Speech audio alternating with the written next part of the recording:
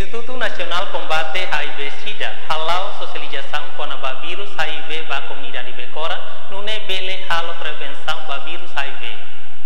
Presidente Instituto Nasional Combate HIV/SIDA Daniel Marsal ba jornalista sira iha sede suku Becora kuarta nedehan iha tinan rihun rua sanulu resin tolu to tinan rihun rua nulu resin 5 resistu ema hamutuk rihun rua atus hat positivo ba caso HIV/SIDA. Se ita la halo serviço de modo laos foi marcar 2.000% para tudo. Agora se ita va testar lá ema hotu se iha despai suida os funcionamentos autoriza cada vez mais tem que bater lá obrigatoriamente tem que bater lá caso de pelo sabe caso de tá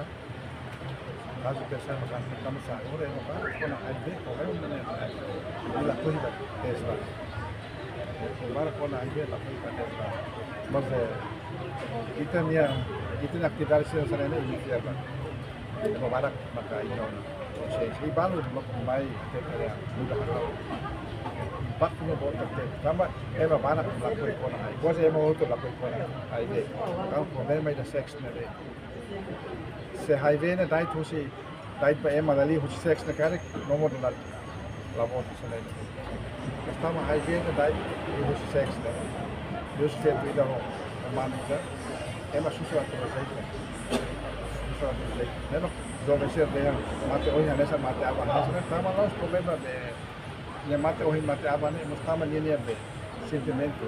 gosto minha caráter ni aluna tudo Nia teknik sekarik iha despacio ida husi Conselho Ministro katak sidadang hotu tenki batesteran caso ne bele sai makas.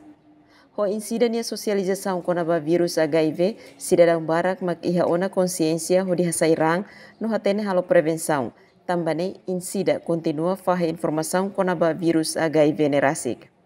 Iha fating hanesang representante presidente autoridade município Dili Jacinto Freitas husuba serviço saúde município Dili atau coordena no coopera ho autoridade local nomos presidente insida continua sensibiliza informação contra vírus HIV ba comunidade sira.